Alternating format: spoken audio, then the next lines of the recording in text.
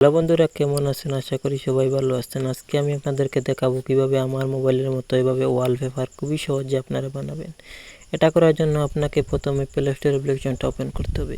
Play store অ্যাপ্লিকেশনটা open করে এখানে সার্চ করে লিখতে হবে ওয়াটার গার্ডেন লিখে সার্চ করার পরে 2 নম্বরে যে অ্যাপ্লিকেশনটা আসছে এটা ডাউনলোড করে নেবেন। আমার ডাউনলোড করা আছে, আমি ওপেন করে দিচ্ছি। এটা ওপেন করার পর এখানে একটা অপশনে নিয়ে আসবে। এখানে আপনি এই যে সেটিং নামের অপশনটা দেখছেন, সেটিংয়ের মতো আইকন, এটার উপরে ক্লিক করবেন। ক্লিক করার পর সবার উপরে যে অপশনটা আছে এটার উপরে একটা ক্লিক করবেন। ক্লিক করার পর এখানে বিভিন্ন ধরনের অপশন চলে আসবে। এখান থেকে আপনার পছন্দ মতো একটা সিলেক্ট করবেন। ধরেন আমি একটা সিলেক্ট করছি, উপরেরটা সিলেক্ট করছি।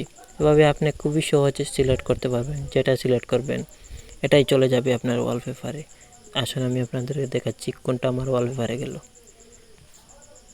দেখতে পাচ্ছেন এখানে ওয়ালপেপারে চলে আসছে যেটা আমি সিলেক্ট করেছি।